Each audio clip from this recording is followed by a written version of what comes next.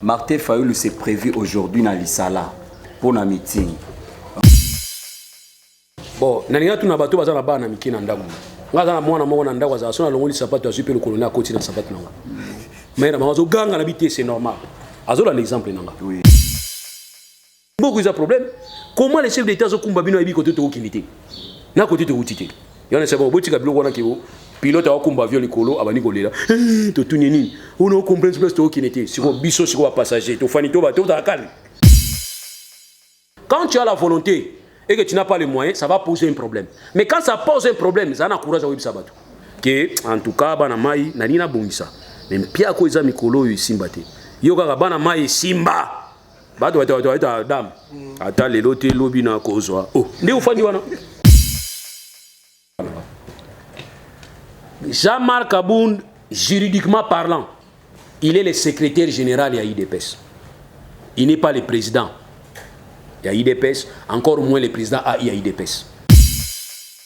Par quel mécanisme Jean-Marc Abound quitte le poste de secrétaire général à IDPS, secrétaire statutaire? Aujourd'hui, le secrétaire statutaire à IDPS, c'est Jean-Marc Abound. Donc, IDPS a bossé a une chance à vie. Alors, il faut conserver chance à vie. Ok? Pour que l'IDPS a bien ma partie au pouvoir, c'est parce que il faut soutenir le chef de l'État. Correcteur News TV, Awande correction, Yaba News tout. Donc, Awande, on assure quoi. Suivez Correcteur News TV pour avoir toutes les informations crédibles et fiables. Correcteur News avec Yemoko Rachou. Rachou, la caramel, check.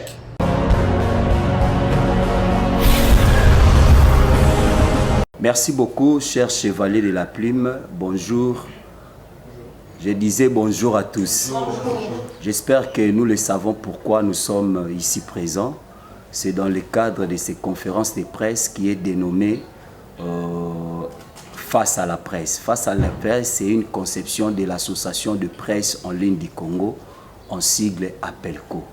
Nous avons élaboré cette émission dans le cadre de recevoir les artistes, de recevoir les politiciens et recevoir aussi les serviteurs de Dieu pour des thématiques précises. Mais aujourd'hui, nous avons une personnalité, ou soit, voulais-je dire, pas comme les autres. Pas comme les autres. Lui, il est un ancien de PRP. PRP, le parti politique du fait Musée Laurent Désiré Kabila. Mais aujourd'hui, il fait partie de la société civile indépendante, voulais-je dire. Il s'appelle Maître Loulou. Avec lui, nous allons essayer d'aborder les questions à ce qui concerne l'actualité politique et les enjeux de l'ère.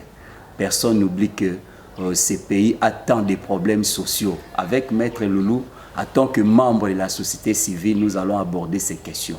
Mais je vais demander au chevalier de la plume que vous êtes, le journaliste, chacun de nous va poser selon la demande. Selon la demande, nous sommes quand même dans une conférence. Chacun ne peut pas se permettre quand même, il se lève directement et puis poser sa question. Avant de donner la réponse ou soit donner la parole au journaliste, directement, je vous présente la personne qui est à ma gauche là-bas après Maître Loulou. C'est aussi un confrère Dimitri Bongani à qui je laisse la parole. Ok, merci. J'aimerais bien parler en lingala pour Nazara plus en l'aise. Voilà, je suis le vice-président de la PELCO, ou Association de presse en ligne du Congo. Le Tomi Boro Maître Loulou, et ici, va présenter déjà moi, Mingi et pas ya président. Donc, est-ce qu'on face à la presse? Face à la presse, il très bien gagné une émission au Bisso, membre de la PELCO. De bien ça la moko autorité moko personnalité moko ya mboka to ya vina biso Kinshasa auto me rappelle ko solo naye makambo auto ko mona mituna nini auto za nango mingi ils ont la genre wala ne to ya mabongo notre maître Loulou Douli Moutou, voilà son nom ya wana maître Loulou Douli Moutou. tozana awa bongo tokobanda na mituna. Merci beaucoup. C'était là Dimitri Bongania, le vice-président de la PELCO.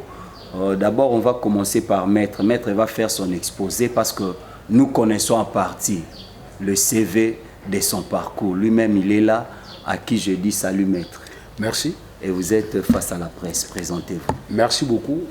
Merci d'abord pour cet honneur parce que pour moi, c'est vraiment un grand honneur d'être en face de vous. Vous êtes organisé. Je suis sûr que vous avez vos questionnaires, que vous allez me bombarder. Là, j'attends. Et vous avez eu l'initiative de m'appeler, comme le présentateur venait tout à l'heure de dire. Vous recevez les élites. Et nous voulons être devant vous, pas comme ceux qui croient être plus intelligents que les autres, mais nous sommes des chercheurs dans nos domaines, différents domaines, que nous essayons de rendre service à notre pays.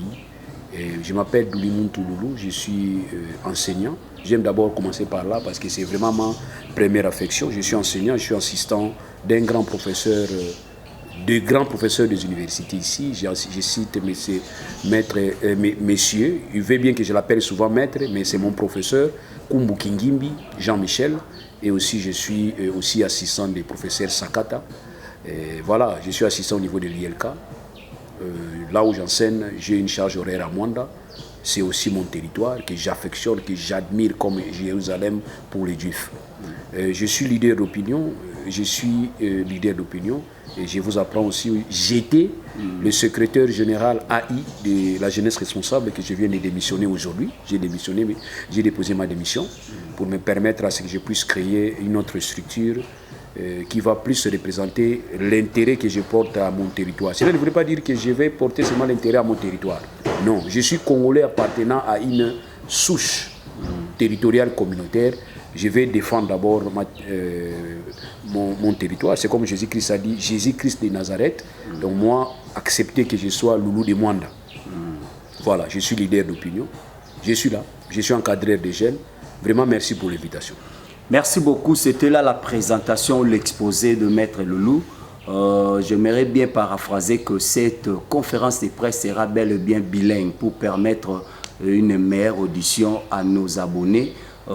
Tellement que nous émettons en ligne. En ligne. Chaque fois, il faut que le lingala local Eliezer, il faut que le lingala Hermon local Papa Molière pour une meilleure audition. Et sur ce, sans plus tarder, la charité bien ordonnée commence par soi-même. Ngamoro na bandi question pour que bande comme Soubazwa lire. Première question na biso ezali Maître Loulou en tant que membre de la société civile. Alors c'est la biso exposé il y a quelques minutes au Topessier à Ebisabiso les bilans il y a chef de l'État pendant tout ce temps où déjà zo chapeauté na République en tant que président de la République démocratique du Congo et aussi membre de l'Union africaine, président il y a Union africaine. Merci dans la question posée. Je n'ai pas une question parce que c'est une question phare, ma question actuellement. Tout qui ça 24 janvier, 3 ans, jour pour jour, il y a exercice, il y a pouvoir, il y a chef de l'État, appréciation à Serman Aya Salaki, il y a 3 ans passés. Bandekolanga bilan izali. Bilan izali et loko moto a présenté kana temps exercice, ils ont défini. O ya présenté kana o ya sali par rapport à la projection o ya salaki. Parce que le bilan c'est comme le budget. Donc vous projetez nini o ngana kozwa, nini o ngana ko sala na o ngana zui. Et puis finalement, on vous demande de dire Nini Oyo Sali. C'est ça vraiment le bilan. Mais les bilans, ils ont la rubrique. Net en France, tout le monde, bazo pe ça peut bilan à Macron. Mais bazo pe ça on a la rubrique. La rubrique et pas na biso to tenir compte na monter. Biso ya to temi to bi pe ça bilan chef d'État. So aussi malchance à retour na bilan chef d'État et pas ya bato à la muka, okoyo kama kamuna yo. Suppose malchance à retour na bango pas ya bato ya union sacrée, pas bato béton. Okoyo ka pe makamuna yo. Alors nous voulons avoir un bilan où ils allaient baser sur l'objectivité, le réalisme, c'est-à-dire qu'ils ont palpé. Mais tous confondre le bilan avec la promesse de tenir. Ça, c'est pas normal. Donc, il y a un que le bilan, ils allaient au Kanaï Kosala, na Oyo Sosali, na Tangouana. Il y a un bilan mi-parcours. C'est-à-dire bilan mi-parcours, bilan aussi, c'est un exercice. Aux gens ont katikati. Il y a un enfant délibérable. C'est-à-dire, aux 8 mais bazon sur la cour mususu no bandela na tine te batela ba point oyo kozwa sika po e bouger résultat na yo na tant ba la proclamation ya on to benga bilan mi parcours mais Tous en habitude moko auto créer biso moko. Ya ko benga ka to bengi ke bilan ya 100 jours. Ba bilan wana eza ba bilan te o eza normalement faut eza ndenge wana recommandé par la loi. Non non non. Eza habitude moko to komana ngo poto yeba ndenge to leke seli 100 jours na biso. Et na ndenge to leke seli 100 jours na biso et puis ça ka projection na ndenge to continuer ko sala pour na 200 jours, pour na 300 jours, pour na 5 ans. Et il a rappelé muto azo gérer. Ya mo na benga bilan ya 100 jours. Alors, voilà un peu na ça makambo bilan à 100 jours. Bilan à 100 jours, c'est catastrophique. C'est parce que les mesures ont constitué à Tchaki par respecter à Kiamoute. Or, moi, je me plains ici, le chef de l'État, avec tout le respect. On doit qu'il y ait un état de droit. Quand il y a état de droit, dans le domaine de la justice, non. État de droit, quand il y a à Ibaki. État de droit contre la corruption. Donc, état de droit, ils ont une notion globale. Où ils ont des paramètres. Mais dans le fond, dans souka et makambo. Dans le fond, ils ont le respect à la texte. Ces textes, ils ont des textes, ils ont même la corruption. Au détournement. Parce que les gens comme spécialistes état de droit à côté de la justice côté de la corruption. Surtout sur les gens qui ont raté. Ah, état de droit, état de droit. Mais sur les gens qui ont raté, non, il faut quand même tenir compte de certains paramètres. On a justifié l'état de droit. Mais biso tolobi état de droit dans biso ezani. Respect à la texte. Texte et lobby. Nous avons 3 pouvoirs traditionnels. Nous avons le pouvoir exécutif, le pouvoir législatif, le pouvoir judiciaire. On a texte et lobby. Texte et lobby dans le principe, il y a séparation des pouvoirs. Il faut séparer les pouvoirs. Il y a indépendance même dans le pouvoir. Mais on a remarqué que dans le procès à 100 jours, il y a tributaire. Il y a non-respect à texte ou lobby que c'est l'exécutif qui doit gérer au quotidien. Et lequel exécutif azali responsable et à gestion naé liboso il y a un autre pouvoir à côté de lui autobengi pouvoir parlementaire. OK, pouvoir législatif, autobengi pouvoir législatif. Et c'est voilà.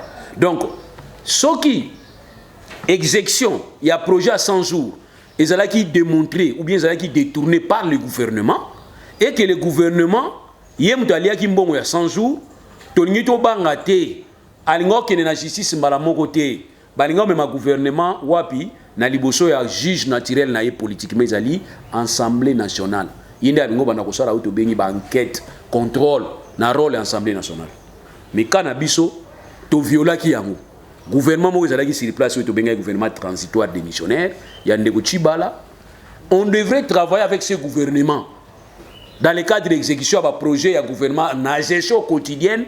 Pourquoi? Parce que la République dont le Congo a à disposition arsenal juridique to prévoir système to bengaka système transitoire, c'est-à-dire l'autorité qui est demi, l'autorité au même oya koufi, l'autorité oya ba bengani a kosa la remise des prises na oya ko remplacer yé na ba condition oya ki na yango.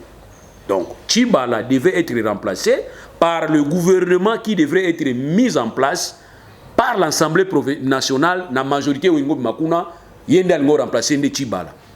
Mais pendant la tractation il y a 9 mois wana Chibala était là avec ses ministres démissionnaires, mais à côté de lui, il y avait un projet de 100 jours. Ils ont ça à niveau de la présidence. Ils appellent violation de texte. Il y a bien une violation de texte, oh, moutaïbi de tout. Procédure, parce que notre droit est droit procédural et normatique. Et nous avons droit na biso, ils ont des normes, ils ont des procédures. Si vous respectez les normes, vous violez la loi. Si vous respectez les procédures, vous violez la loi. Première violation à 100 jours. Maintenant, tu es au Taka na makamba ko gérer.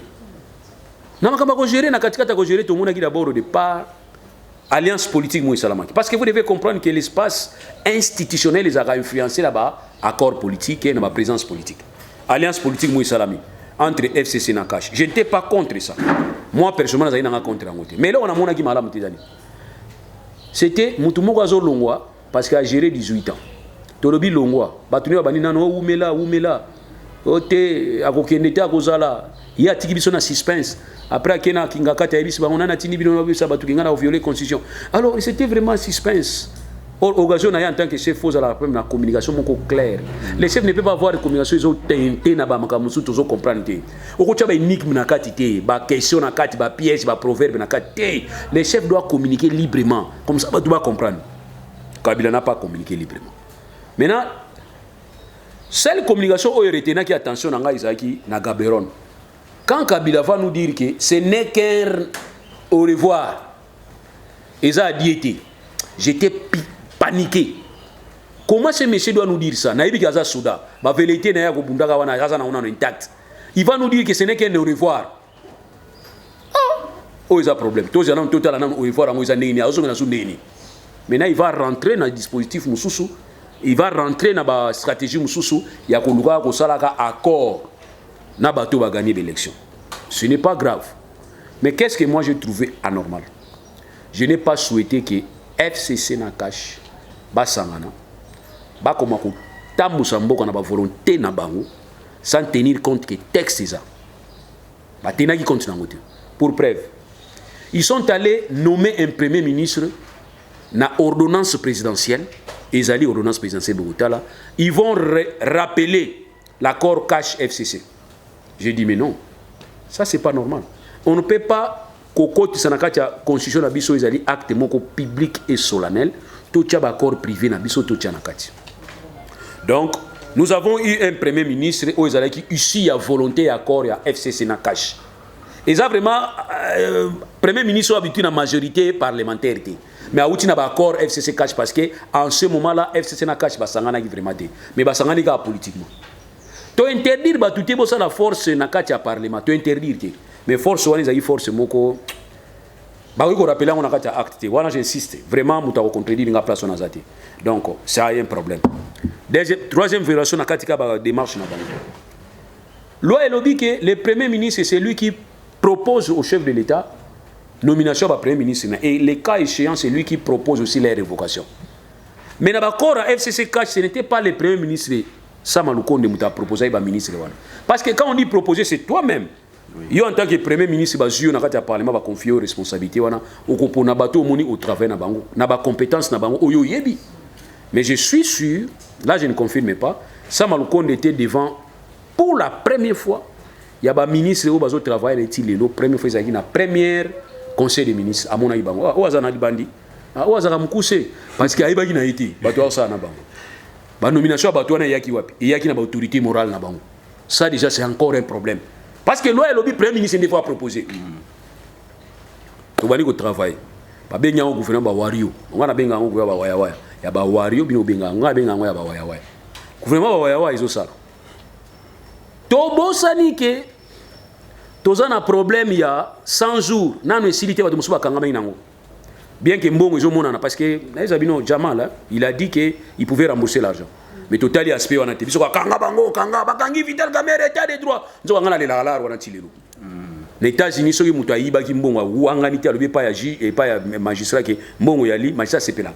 Pour faciliter la tâche, il y a combien 50 millions, on a beaucoup de 49 millions, puis ça 49 millions, tu as besoin de 49 millions, 1 million, on a beau. Quand on a un cachot même pendant quelques temps, bah toi, il va y avoir des mais bon, on a besoin de nous.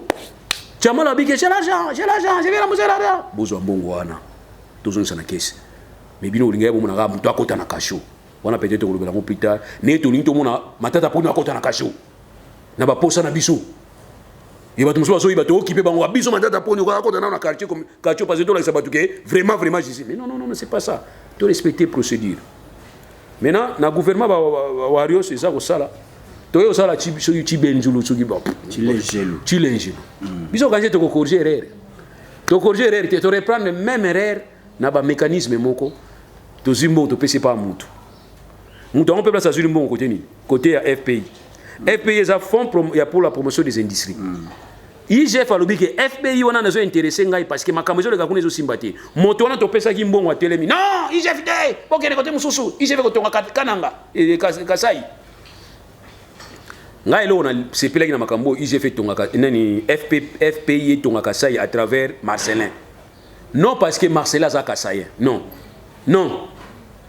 Et alobaki ka tonga kasai. Non.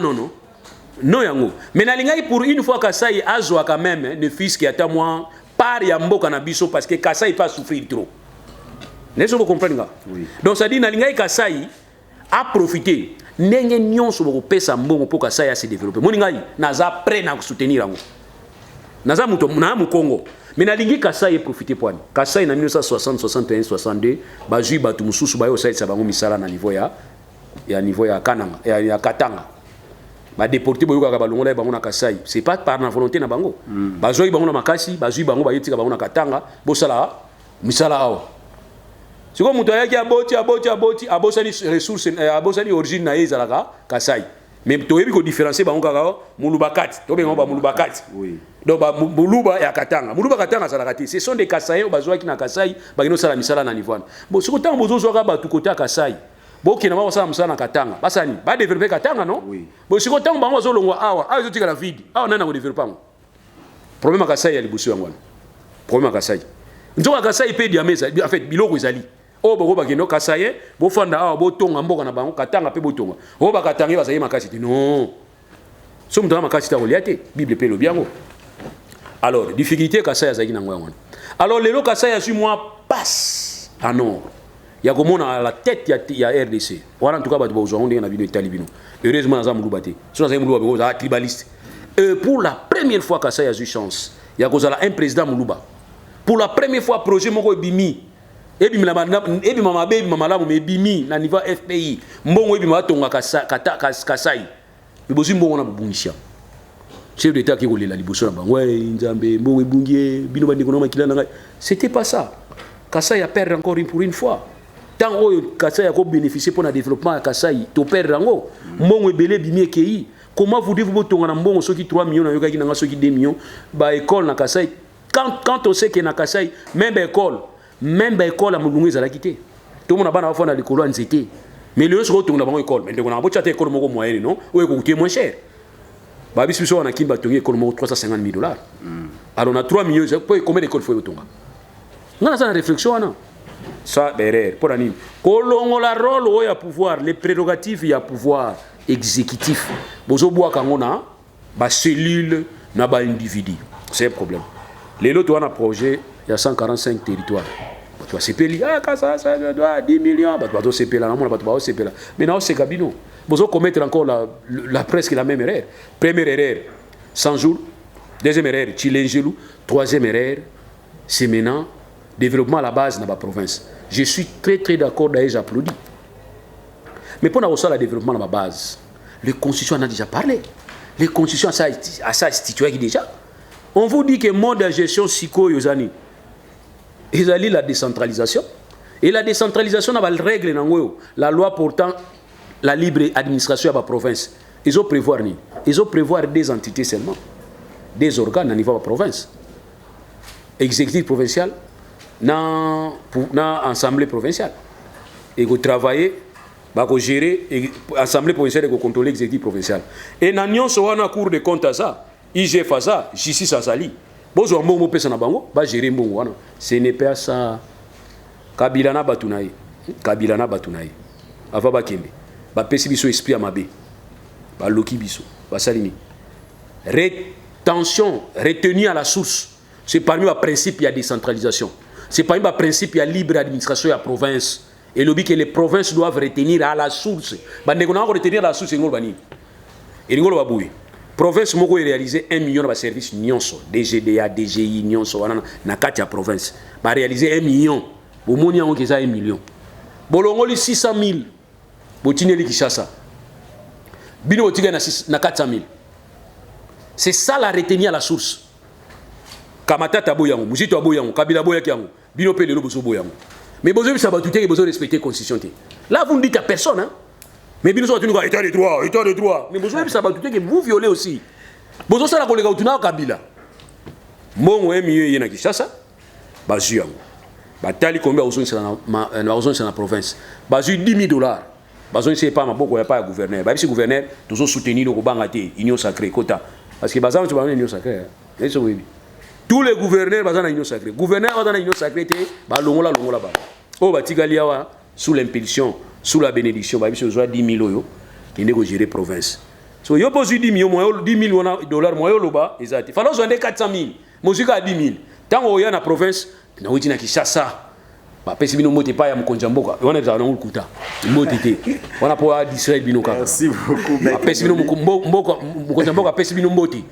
Mais na suis bon pour na bino. Si ko assemblée provinciale pe yoki que gouverneur qui nous a là kuna. Si on est là, on est bien gouverneur, on est bien gouverneur provincial. On est point. On est ba entrée zati. Oh. Bon, makele lo tchaki ya mbongo tozo na Kinshasa combien? Akolo ba pété, conflit bandi. Il y a ngozo ka ba instabilité ba province.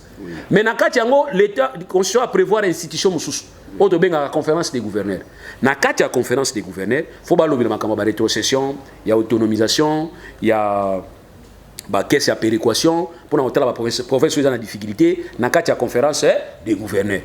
Mais bandi ko ngai na maona rubango deux conférences des gouverneurs de Salamina, RDC. Natango a Fachi Béton, Natango a État des droits. Deux. Première conférence des gouverneurs, des adhésion à la gouverneur Union Union Sacrée. Première conférence des gouverneurs, thème Izaki Angwana, adhésion. Deuxième conférence des gouverneurs, il y a Salamanango, mais un conflit où le ministre de l'Intérieur a créé. Vous remarquez à la veille, un gouverneur était arrêté. Azaki traîné dans la rue comme un vulgaire voleur. Alors, les personnes qui ont le gouverneur, ils la conférence des gouverneurs, lobby nango. Bah, pas chef de l'État. Chef de l'État. Pesa biso moratoire, ba longola biso souté, ba kanga biso souté. Deuxième conférence des gouverneurs, t'as la base nango, t'as la thème. Ko yebisa chef de l'État, ba kanga sou bangote, ba déranger sou bangote na ba gestion na bango calamiteuse na ba province.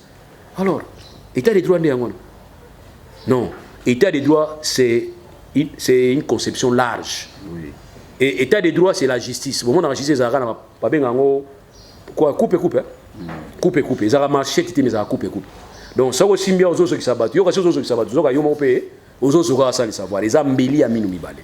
Voilà. Merci beaucoup. C'était là, Maître Doli. Je crois que par rapport à exposé à Maître, on a quand même des questions. Oui. Et voilà. Merci, Maître. Maître, Malando Pendan Nabokebi, na ceux qui sont qui est question liboso.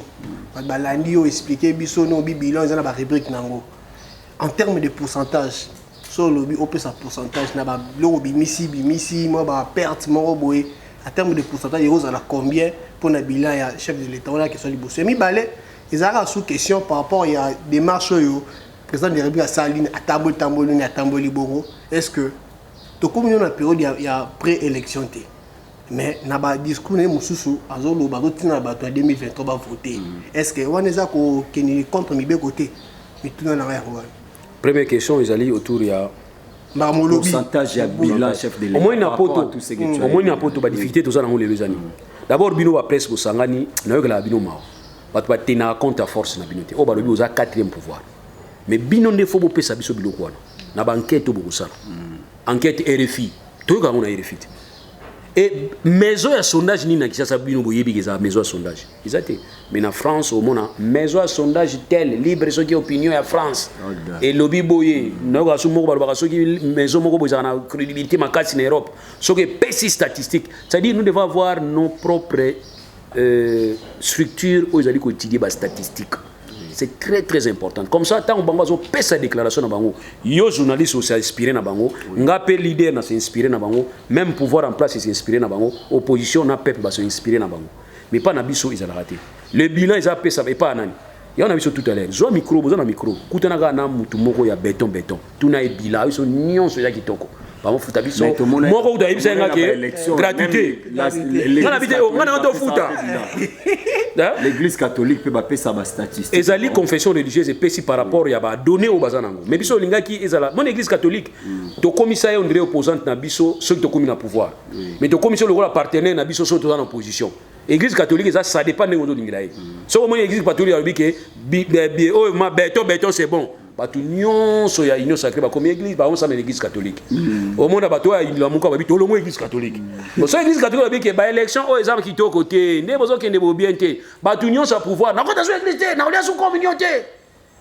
Au moni alors ya on to lingi je ne prie pas au Saint Choléo voilà bon. Voilà. Donc il faut tout simplement que à ce moment-là c'est que église et le bible kamo ils qui sont. Mais to lingi sur ba structure o ya li reconnu mondialement et des biso na statistiques et ko bisa biso ndenge mais ngai mo ni na zo mona en tout cas neto okene na liro ezaki to côté. Deuxième question, combien réponse. De pourcentage? Toi, on a besoin de pourcentage. En tout cas, tu vas non non, on peut ça pourcentage. Non, mais il y a une délibération. C'est délibérable. Mais FCC est déjà exécuté. FCC est exécuté. Côté rouge, rouge, côté blazati. Ba blé mouké zali. So ba sali ba repêchage na bango bien. Ba koki na bango pe ko za la délibérer. Mais ma ben na bango zani bazolo ba trop, ba osala rien. bazo ya bu tala bleu ngabi oza vert mon ango bleu pour ni bon mon ke makame bongi moko to zali na discussion isinga ko gratuité c'est effective ngabi so c'est effective c'est za ba côté mususu ngana to fotela mwana nga classe mwana nga na to fotela classe na futi pour ni parce que ba école benga ebi ke to so na teto bundate to so ngane to zakiri boso bango ba quand c'est échec na bango c'est échec na bango te vous avez tenté simbité mais bon continuez à tenter c'est ça la force mon frère ngana tanga na bané 90 91 bané na vous avez diplôme na 92 90 to tanga na mabele ah na école moko ezalia école comme à Dialanda Dialanda je connais to zo wela ba place à mabele ke ba place nanga procès moi télé ba ningisa mutu ah petit boy la bande boy la mabele. Et c'est une situation, est-ce que bien nous avons dirigé beaucoup? Non, et cette situation à Kala. Alors quand vous avez une volonté de faire simité, le bac est simité. Mais toujours bunda. Mais bon, on va dire simbi, gratuité, simbi, qui m'y en a, c'est simbi. Oh, mais bien sûr tout le monde a été. Bon, mon aga au besoin mon awana, beaucoup de messages. Merci beaucoup. Ouais. Deuxième question. Sur le chef de l'État Tambol. Bon, chef de l'État, premier années. À Tambol, il va côté à Kendaki. Mais ailleurs, il y a des côté à Kendaki, bon, va se balayer. So, il y a un ngo Kendaki. Monsieur le journaliste, Moutois a mieux informé que le chef de l'État. Ça, je ne suis pas informé. Tika. Ça l'a rassemblé, oui, ça va, on va voir ça, on va corriger. C'est comme ça. Mais oh, je n'étais pas informé. Oh, on retient quand même Baram et pas Nino. Mais moi, on m'avait dit que Bakata a une société à Minene. Oh, maman, beaucoup de problèmes. Comment les chefs d'État sont combattus à côté de l'Okinité? Na côté de l'Outité. Il y en a un petit peu de pilote a combat viol Nicolo, Abani Golela. Tu tout nini. On a compris ce que tu Okinité. Si vous biso, si vous passager, tu fanito, tu as calme. Merci beaucoup, maître Topesi. À répondre à bien. Dans le pays, est-ce que ça a ça préélection Mobutu tanga salaki ba consultation populaire akendaki brisquement na place mususu tanga salaki nani ba auto bengaki ba consultation populaire puisque avant que Mobutu azo la décision de démocratisation asalaki semblant ko tamola Zaïre Mobimba place à qui n'a pas sabatuté on n'a pas Mobutu a commis la province mais abiso le président miso a kende neti mwanda ok mwanda nazo ya mwanda babani ko tonga ko bungisa banzela ko boka ba mai na obiso mona raté po ni za chef d'état so to le ganzela wana fo bungisa nzela wana oh faut pas dire qu'on ne on a pas mon nzela za bien te to bungisa nzela mais bango ba bongisa ba tie ba penti ba show so yebe chef d'état so to le gato tala bwa mboka zo kola nzoka ye to za yini na 37 ans na kati ya opposition ayebi biloko wana akoko na faiblesse biloko wana te chef d'état bi ko makamizoli ka musu na zo yibati to isaki ko lobaka ndenge wana te ya na lobiki ko tambola ndenge wana ko lobaka pona chef d'état ba ko benga ngo campagne moko précoce mais les chefs d'état ça la campagne chaque jour sans ka loba yango chef d'état oza na pouvoir oza na premier mandat na ye oza li auto benga ka candidat à sa propre succession campagne électorale na ye premier jour à mandat o après taki serment obani ko sala campagne na yo sans ko loba ozo travailler si autant oza na face à ba adversaire na yo so ngolo bana bigaki tala réalisation wana liboso na kutaki yango tenga na saleki yango nzela oyo ezalaki bien te peuple bazala kofuta makapamba lelo social ya bato ebongi c'est-à-dire chef de l'état campagne électorale na ye eza mandat na ye ya liboso alors soki chef d'état bandi déjà ke bo vote ngai c'est que ça un problème toyini toyede na problème wana toyebisa ye ke communication eza bien te mais aussi façon kolobela likambo mes chers amis dans la vie pour réussir à un projet même dans une situation même dans un mandat il faut deux éléments il faut avoir les moyens il faut avoir la volonté ce ne sont pas les jumelles ce ne sont pas seulement les jumelles mais na benga bomba siamois oui ba siamois non bato bano bakanga makana nzoto oui jumelles eza bato mibale mutu na nzela na ye jumelles okomona na Lubumbashi nzuja za na Lubumbashi lipasa za na Congo central mais ba siamois baza obligé bazala bisika moko c'est-à-dire volonté na moyen il faut ça ensemble quand tu as la volonté et que tu n'as pas les moyens ça va poser un problème mais quand ça pose un problème ça na courage webisa bato que en tout cas bana mai na nina bongisa mais pia ko eza mikolo yo simbate yo kaka bana mai simba bato bato dam ata lelo te lobi na kozwa oh ndi ufandi wana ka ndi ufandi wana ndi okutela ngo te atweno luka bomengo allons-y chercher le travail puisque le travail procure le bonheur mais quand vous allez rester sur place au temika bota la likolo même man o nzamba za kobwa kaka apesa bango décision ni bobi malibanda ba lokota soko lokoti fosani fotala nioka donc nzamba apesa ba condition pour muto azo eloka kolia nioka ekoswa yo tala nini tala nioka mais yo nioka esu obike ona kotala te nzamba sala uya kosala okufa bazawana bamona mabe ya quartier ezo bunisa batu nyonso mais babundaka pour l'intérêt bato nyonso bato songi songi ezate ko songi à quartier pour sala bato mabete pona ko loba alerte ke bokeba nzela o eza malamu te bokeba awa eza malamu te na population te voilà na ko définir société civile. Société civile elle est ensemble ya bato o baza na pouvoir te mais baza ba peuple bana besoin bénéfice. Société civile ba parti politique nyonso ba membre mo baza na kati. C'est comme les lobbies soto lobi la Mwanda. To senga ki le chef d'état zo kende Mwanda pour la inauguration to bisa ki ko inaugurer kanini mais ça peut solution pour na courant. Mon frère, tu sais que bato chef de l'état mususu na bato mususu ba mona ni to bunza chef de l'état parce que to zo bisema kamba courant. Biso to yebisi bato na problème grave ezate. Chef de l'état na landa ke na sankuru arba ike boloba muta bangi sabinote. C'est la démocratie. Biso to zo loba. Tango ko zo solution pour na courant na Mwanda. To yebisi bato wana ba se déconnecter na SNEL. Parce que bino zo na besoin courant. Bolo on a SNEL là, c'est des abonnés. Nous parlons pour l'intérêt de tous. C'est ça la société civile. Pour l'intérêt bateau ba ko lobati biso toujours loba. Pour l'intérêt bateau ba zo loba mais zo ko sama lobati biso ko sama loba la bango. Nous ne sommes pas derrière les partis politiques. C'est ainsi, moi personnellement, j'ai défini société civile. Il y a un bon moment où on a la tendance. Dans la tendance, ceux qui côté à président, côté à pouvoir, c'est ma ben attaque. Na fois nanga bokina bisigate bobe nganga te webisanga bobe ninga lito e poane lobi boy azate so pe côté opposition na ko attaquer na attaquer neti côté opposition organisation ezate. Nous avons dit que na weteli opposition il faut une loi portant statut à porte-parole et opposition, mais nous avons fait une erreur. Tolobi na parlement des parlements asala démarche wana parlement na balobi ke o ya ko sala porte-parole wana faut sala opposition parlementaire mais ba opposition wa libanda moi ba bénéficier na travail wana ezate. Donc ce qu'on parlement depuis tant Kabila ti lelo basala effort te ba bimisa porte-parole ya opposition et ce qu'on gouvernance de sabisonini oh etali biso te so bo bimisi porte-parole bazo ko na ke institution wana parlement eza sous regard ya chef d'état au regard article 69. C'est que il y a un problème ya fonctionnement ya mo sala ke tozo na opposant porte-parole te ne on a pas casser bango en tant que membre de la société civile.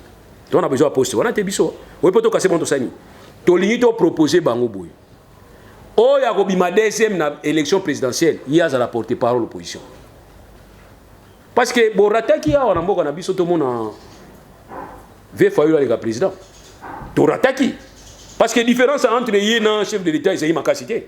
Imaginez que Numbi ba votaki na beni o to kosila maladie ya Ebola ba votaki parce que Ebola on peut voilà toi ko tuna ba la dio za makasi ko le ka Ebola ko le ka Ebola mais bénéfice au salam kuna to boye ko sabe so po Ebola za lai kuna bon imaginez que Numbi na beni ba votaki mais les autres ont la situation ce soir. Alors ce monsieur là deuxième on va commencer à le négliger. Non, il faut considérer pour tenir compte parce que ce n'est pas le président qui est élu comme un individu mais c'est plutôt le programme du chef de l'État qui est élu, le programme du candidat. Il y a un meilleur, il y a un qui voté. Bon, on a Congoté, mais on n'a pas payé côté Moussous. Alors programme il y a biso il y a Fachi Béton et ça pembe ni mingi na programme il y a Fayulu. Donc mutu fois la alternative ya Fayulu ya Fachi Béton en principe faut ça là Fayulu na été porte-parole ya opposition. Voilà proposition to pesa qui mais biso société civile nous sommes bas dans quartier. Nous mo dinga dans quartier. So premier dans opposition to lubila. So premier dans pouvoir to bas dans quartier. Ou bas dans quartier bazarat. So inda ko zo na quartier bana o mango. Ah lo biso bas dans quartier. C'est beaucoup feli batbaya. Batbaya biso bas dans quartier. Biso bas dans quartier. To bas dans quartier bo lemba biso te. Mais bo lemba biso poani parce que tant to zaki na bino ensemble pour pesa 50%, côté pour pesa 50%, pour to longo la Kabila, wa les zaki. Normal. Mais tant que Sabino Kebana Maï Berer, tout le monde s'en a Kabila. Non, aîné. Bonimbo Kate. Moi, c'est l'intérêt général. Quand je trouve que. J'appelle les journalistes à se manifester. Ce que Monique Oza, frère pour le développement Congo, mi boire na maï. Merci beaucoup. Deuxième question. Langage chef d'État. Mbokeza okufa. Bon, tu es bien dans le contexte, il y a le belagi en même sous kanda, monsieur la kanda. C'est par l'abondance du cœur que la bouche parle, n'est-ce pas? Donc c'est la moni minga de tala kota qui ndaï poata la musala bongisi. Mais à côté de musala ikufi donc. Il y a un constaté qu'il y a mon que musala ikufi. Imaginez que bango qui ndagi na mbongo bongisa kananga et Kasai. Que chef d'État kuta ki on kitoko ba bongisi ba gratte-ciel ba bongisi ba école ba bongisi angolo ba parole on. Angolo ba parole on a été. Mais ça qui au bout ça tape mutu. Yesu pe amona ki bato bazoteka na synagogue apexi bango pesa yo aita salaini. Aye simba foué bani ko beta bango. Donc pour dire que Azam mutu mais to ba balanga jo les ayete parce que lui c'est une institution. Ndé na lobi tout à l'heure. Bazo me abino na violi kolo. Pilote bani ko le na bozo ko na radio abiki na boso linzela plus ni tout ki na ebité. Allez, siko yo na kati ya passage olala, vous ya olala. Okonje olala. Alors siko ala musabatuté. Debout congolais. Babani debout congolais. Ini longtemps courbé, donc c'est que chef d'État a mon imbo qui koufa, mais ce que tu as tombe là yango. C'est des signes là ko yoga sous debout congolais. Na mon yango comment dépasser. To chanze mo ya vieux nani tabulei. Congo o bozo mona lelo Congo iko comme Sabino. Ça vraiment yango na nina kanisaka. So na kwa nze mona tabulei et ça la nga chair de poule. C'est le même Congo qui va étonner le monde. Aujourd'hui bozo yo kangote. Quand on vous dit que Congo c'est un pays solution, c'est un pays solution. Dans 30-40 ans, c'est le Congo qui va donner quoi? Agopes énergie, il y a pas mis tout kawana et tambour dans ma batterie. Biloko n'est pas n'abiso. Donc Congo il comme ça va te béler, mais à condition de s'organiser, on ne s'organise pas. C'est comme des lièvres bazo bunda face à Lyon. Par rapport à la question nayo, des questions tout nouveau. Question à Jean-Marc Kabound. Je voudrais vous rassurer, madame. Jean-Marc Kabound est devenu un homme d'État à partir du moment où il a été élu vice-président et assemblée nationale. Par là, il devient comme un animateur adjoint à côté de Mbosso. Mais Jean-Marc Kabound, pas comme un vice-président et assemblée nationale au Ouana, il était d'abord député. Jean-Marc Kabound, pas comme un député, a joué bénédiction, il y a parti politique naïe aux alliés IDPS. Mais tout renversé. A commis membre IDPS pour ani, pas un membre IDPS. A commis député pour ani, IDPS n'est indi. A commis vice-président pour ani. C'est parce que va voter na kati ya député. Je voudrais vous faire comprendre ici, bandekonanga, ya bandekonanga basina mibali. Jean-Marc Kabound, vice-président et Assemblée nationale, ce n'est pas par la volonté de l'IDPS. IDPS bazana 28 députés. Nazo rappelé IDPS peut-être barobosana. Bazana 28 députés. Ce qui les loyo président de la République au départ azaki na majorité parlementaire était comme na ngo lelo, c'est par un jeu de passe-passe. O esalama ki na stratégie à chef de l'État yemoko. Yango ba benga ngo vision à chef de l'État. Ils ont vision IDPS. Même le programme au chef d'État zango, je suis pas sûr que ba débattre on a IDPS. Donc, biso to voter papa Etienne nani, papa Félix, peut-être na ko se rappela kana combattre tata na bango. Et qu'on va peut-être y pas ça na valeur à tata na bango. Maman so ezaki que IDPS, baso y combien de députés? 28. Donc IDPS a bossa na teke a une chance à vie. Alors faut conserver chance à vie na ye. OK? Pour que les IDPS a benga ma parti au pouvoir, c'est parce que ba ko soutenir le chef de l'État. Toujours soutenir le chef de l'État. Biloko musubo koyo kango côté musute. Oyo kango peut-être ka pananga. Comme dans une position ko lobatika na loba. OK? Boyo kango ka pananga. Jean-Marc Kabound, juridiquement parlant, il est le secrétaire général de l'IDPS. Il n'est pas le président de l'IDPS, encore moins le président de l'IDPS. Il est le secrétaire général de l'IDPS. Quand vous le forcez à démissionner de l'IDPS, je peux vous conseiller à renoncer à l'intérim. À renoncer à l'intérim à l'IDPS comme président AI. Parce qu'il ne peut pas démissionner comme président AI à l'IDPS. Il y a ça provisoirement. N'est-ce que vous comprenez? Ça provisoirement. Titulaire na yazali. Il y a des signé. Parce que na niveau président c'est IDPS, vice-président c'est IDPS, exacté. Et ça président na secrétaire général. Jean-Marc Kabound c'est secrétaire général. Mais il a signé intérim ya président ou a indisposé sikoyo. Est-ce que c'était normal de nommer par un mandat spécial? Non. C'est automatique. Si le titulaire n'est pas là, c'est l'adjoint. L'adjoint peut être une autorité dans l'administration. Ou peut-être Azolanda ou Azalaki absent. Azo assimé kaka ba intérim, azo assimé. Madame intérim est éternel na Congo. Ailleurs intérim est éternel. Intérim est en temps, c'est temporel. Et ça pour un besoin, pour remplir le besoin, on n'a pas couvrir titulaire à zate. Couverture à titulaire.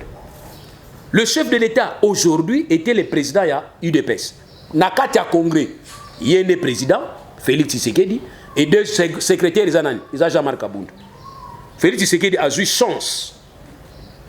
Il y a un mandat 5 ans. Vous voyez combien mandat combien il y a pas naïe. Tant qu'il y a comme président, vous allez éviter. Il y a 4 ans. 4 ans. Pour ça, il y a une année. Il y a 4 ans. Si vous avez un calcul. 4 est à 5 ou bien 5 est à 4. 4 est à 5.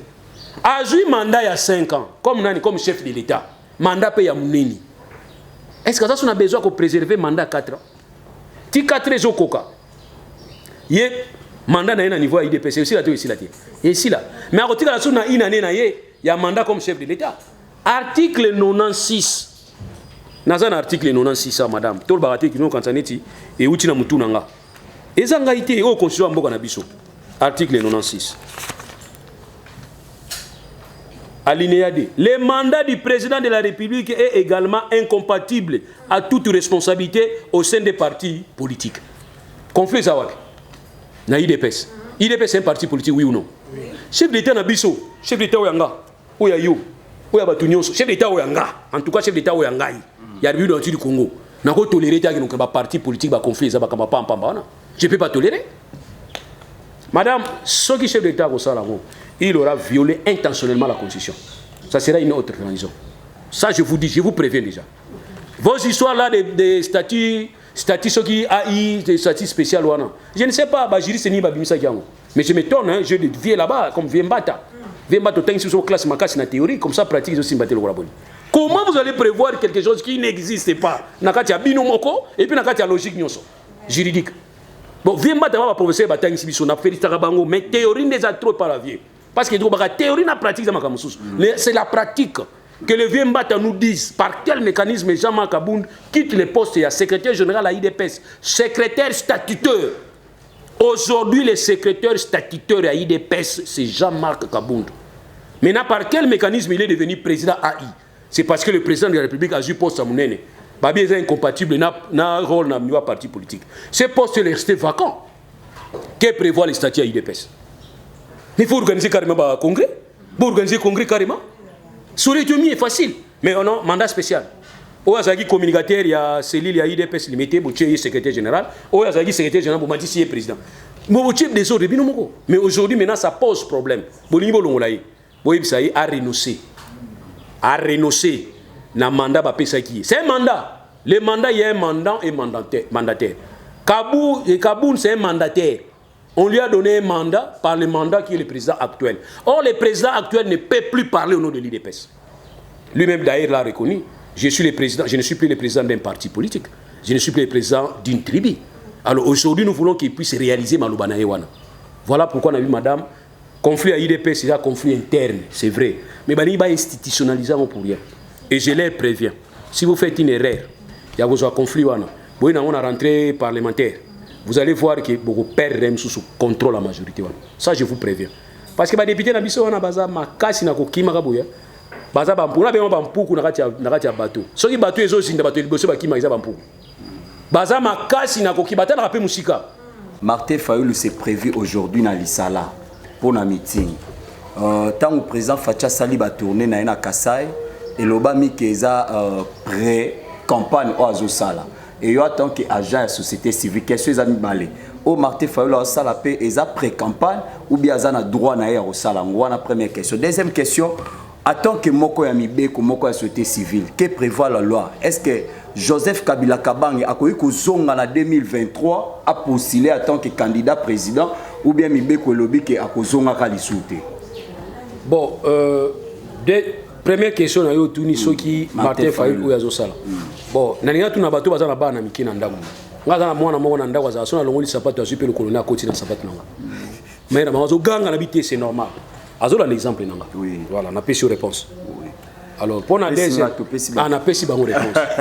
Pour la deuxième nini Kabila fois en volonté. Ya ko yebisa batune vérité les lots que ngai na kozonga sauter. Fois en vérité, azana courage à kolobango. Parce que la loi ne se donne les travaux préparatoires izalaki. Même dans l'article 70 on a trouvé que le chef de l'État reste en pouvoir jusqu'à ce que Bonabo. Et mandat chef de l'État une fois seulement. D'après Yobachaki, une fois seulement pour l'année. Une fois seulement pour l'année, c'est trop. Pourquoi insister Makasibou? Pourquoi? 70 ans. Le président de la République est élu au suffrage universel direct pour un mandat de 5 ans, renouvelable une fois. Une fois. Faut attirer une fois. Seule une fois. On va attirer combien? Une seule fois. Alors, français en c'est facile. Français ça n'a pas conscience facile. Ça n'est bisonné toi miti amabe. Tu n'as pas interprété en mabe. Vous comprenez? Ah on va faire l'ongola c'est le attirer une fois. Il faut attirer 5 ans renouvelable une fois. Voilà c'est bon. Donc renouvelable une fois. Au rôle que ça 2 ans na yo l'exhibition bosani to bosani yo yo sont dans 4 ans, to dans 8 ans. Obi babagi une fois dans les gars ça on peut comprendre babi seule une fois, une seule fois. Donc c'est ce qu'on appelle le principe de limitation à mandat. C'est le conscient qui a voulu qu'il a limité mandat néanmoins. Maintenant bah tu vois c'est un trop jeune. Mais oui. Nelson Mandela est devenu trop vieux. Aboye qui n'est pas possible pour la deuxième fois. Non. Vite santé nanga kenanga. Ça peut aussi dépendre de l'âge que mutalobi a le mieux. Kabila za jeune, on Kabila osala makamba fermier wana, osala ngo bien. Omonte musala osala le luza kitoko koleka. Est-ce que yemo kaza na mayela ko diriger mboko? Ba dilimita muntu na 10 ans poani. Ndeko na journaliste. Omoni yobi soto fani na obo. Mayela na solo bozo na mayele mo muke. Mais dans 10 ans ba hôtel nga miso na ko changer. Surtout ça comme miso mbangi ha comme koko na biso so ezotanga bo. Donc c'est comme ça. Donc il y a un moment où muto za actif na vie. Ba pesi 5 ans et c'est l'élément. Bon, maintenant, il faut te poser conscience question. Oui. C'est ma question, il fallait que jury se répondre à niveau cour constitutionnel. Ce n'est pas ça, il y a 5 ans, il y a chef d'État na biso delo. 2023, à Tiki na yeko sa candidature. À Kenaï. 2028, à Boy na yé. 2000 plus 5, ça fait 2000 combien? 2033. À 2033, PCP candidature na yé. À l'Eki. À 2038, à l'Omwe na yé. À 2043, à Tikinaï, en 2048, à Kopé, ça sous pour 3e, parce que là, sous fouetté, au moni, conscient n'a pas loba. Mais nous avons béné, c'est très clair. Conscient béné le chef de l'État, 5 ans, renouvelable une fois, une fois, na katia vinaï. Va préciser. Au ça la gymnastique qu'on a fait tout à l'heure. Moi, ça l'a dit. Bah, il y a des choses que mandat na yo 5 ans, une seule fois na vie na yo. Donc tout cet espace est allié. On a mon espace moi ça. L'article 70 dans mon mois vie de ça. Voilà. On est on a katikati. Bah, le président de la République est élu au suffrage universel direct pour un mandat de 5 ans renouvelable une seule fois dans sa vie. Tout baxika on a dans sa vie. Baba qui ça awa dans sa vie. Comme ça bah décision boito ça la consulter. Bon yo msoko yeb sangana. Kabila soko yo kanga. Yeb sangana ro sa suni. 18 ans simbité. 18 ans au kanga misuna tisekedi pour tenter les sous bima et simbité ba bengani bino. 18 ans nakata parti politique na bino mutu muso à cause de la président Azati. Quel parti politique ngo? Mais bah désigner à Chadar quand même. Oui. Chadar il va désigner Kaé. Nani a désigné qui? Il y a mon autorité morale. Est-ce que le parti politique na autre question quoi? Aujourd'hui on a aussi les jeunes du Mingalasi. Est-ce na toute une question. Est-ce na katia démocratie na ba parti politique loi portant organisation fonction à parti politique. On vous a dit que l'autorité morale faut désigner un candidat. Makambo est au chef d'État salaki makambo ya mandat spécial. Quand on est mon autorité morale. On ngo bima au mandat spécial na tikeli. Siko tango yo bima tikeli ba mandat spécial. Kabund a saleli caprice na ye. Pour Kabund a profiter nango. Tango Kabund a saleli na on a siko yo chef de l'État au commissaire d'État lelo loba. Article 96. Babi comme Kabund a auto ça droit bino bato droit bo soutenir ye kaka d'une manière ou d'une autre. Kabund a salaka droit na ILK. Na bi comme na 13 na 3e. Eza Kabund, Eza Francis Kalombo. 2 personnes. Je le dis devant témoin. Ce que Zalinde, classe Batangi Lelo, Majuma et Lewana Bazanango, c'est que formation RDC Zakito. Ça, je vous dis. Nanibo Zongo comme scoop Bopé Sangona Batunyoso. Kabundu na Francis Kalombo. Ce que Zaliki, Mayele O Bango Bazanango, ba université à Koundé Pesango, contrairement à Marcelin, à Zoaki en Suisse, je vous dis la vérité. La RDC Tangi Batou bien. Na sista, na travail, défense, il y a Francis Kalombo. J'ai assisté quelqu'un, on a apprécié qui. N'a assisté à la défense au Bolobeli Mingo, il y a Kaboun. On a deuxième graduat. na landi défense na yeti na suko na fandi boy na bike monsieur o azama yeli siko biso ba défense musutu asisaka ba petit na biso mususu soko bani ko yoka fo bana ba petit balobaka late balobaka la papa te petit tu banana wana la grand-mère petit baba na la papa te oh notre la papa muto zo défendre droit yoyo heureusement biso droit za na problème te so dans les médecines ya ministre Moïse nous a ya bifo za la dire na médecine siko mutane on peut essayer que oh allez c'est rodage qui ne font la mutu libombo a fond mutu bon tra médecin a bosani côté ba tchaka bisturi a bosani côté a tout na professeur ba tchaka ngo wala problème ou bien ça la stage likolo avion ba no biso to tangisi lelo o biso to tangisi lelo au PC avion kumba avion bike o car après on PC formation avion na ba liko kumba avion na matete mais Kabound je le dis honnêtement Kabound et Francis Kalombo vraiment ceux qui ba couro bino butanga ki na Kishasa car na kin la défense na landaki et puis il faut suivre Kaboundi même quand il défend à niveau ba institution vous sentez que ce n'est pas un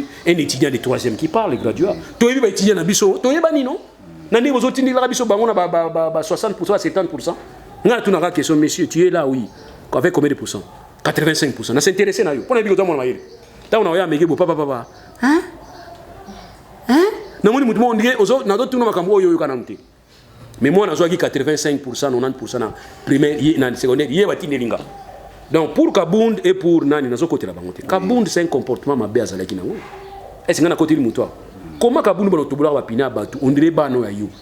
Batu wa sala ni wana kala ezali bana mubutu. Bokoti na voiture na okoti na mutu wana kitoko manda nani kongolo amoni atindi batu bobo to langa voiture wana. Bokoti na kati ya boîte de nuit boye otuti mwasi na ye alebo sombele masanga. Ale na so masanga nyonso wana bana ya mubutu baza sala ngo. Mais ceux qui tata ya lelo ya régime lelo tata lokola Kabundi aba na kotubula ba pina batundile ceux qui nani pas ça quand il m'a ça bien zandé na quand il m'a pas ça ngo donc quand il m'a civisme il y a aucune loi où ils prévoir sanction pas ya chauffeur à côté nanzela mabe ba tubula pini na ya onoki bo futa ngo ba mande bo kanga bango c'est bien et Kabunda zali lelo victime ya ba erreur na mais Kabundi lelo a commis ngona faute ya bisu parce que tu peux essayer mandat spécial. Bisika il faut tu peux essayer mandat spécial. Merci beaucoup. Et puis finalement après il faut que tu dans la claire. Oui. Na période de la consultation. Biso to ba image to lo bango to lo image na to lo ba ki bien. Comment Kabound faut faire na premier na président de la République ayamba Moïse. Comment Kabound faut faire na premier président de la République ayamba Bemba. Comment Kabound faut faire na premier président ayamba Kabatu baso na consultation. Yé azanani. Réponse tout ça qui. Merci beaucoup, Maître Delis. Je crois que nous sommes vraiment arrivés à la fin. C'est quoi 500 vigabo qui tient on a 0 bilomoko. C'est quoi bolingi to kota yango. O ba kota makamuna bisoté. Na yebisa que tout à l'heure. So qui moto peli na quartier ba moto esandi balane. Bana quartier. Bisoto ba na quartier. Merci beaucoup, Maître. Nous sommes arrivés à la fin. Un mot quand même pour notre passage nayo au sein ya ba professionnels de médias en ligne Oezali association de presse en ligne du Congo appelle quoi en sigle. Naza très fier na bino bo s'organiser. Dans l'organisation des Sénérake Kotonga. Zamba comprenait que son attiki volontaire à bateau tonga tour de Babel, bakwa okutanga. Asali ke loko monga bebisi bangoka ba langage. Place babi ki zomo ebima, ki nyang ebima, na ki baki solongo, na baki yombe, na baki baluba, place ebima. Yo zo senga siko marteau na mnoka mboka na bino, ngana ezolo CT. Tango sengi CT na elio birin. Ya momoni bato tour de Babel et Simbagité. Boza na langage moko, boza na langue moko. Langue nabino na la sabino le ezali RDC. Donc nous devons parler que pour l'intérêt de la RDC. Vous allez remarquer que Nzamba pas mon labino. Je suis avec vous d'une manière ou d'une autre. Oui. Merci. Merci beaucoup amis internautes, merci à tous les chevaliers de la plume. Je crois qu'on était avec Maître Loulou.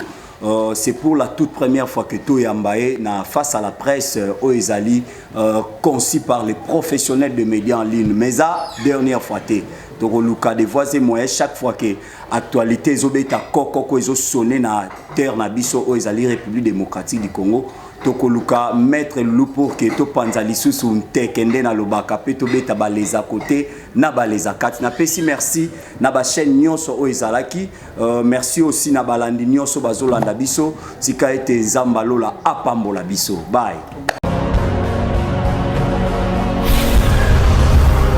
Correcteur News TV, Awande correction, Yaba News tout. Donc Awande, on assure quoi. Suivez Correcteur News TV pour avoir toutes les informations crédibles et fiables. Correcteur News avec Yemoko Rachou. Rachou, la caramel. Check.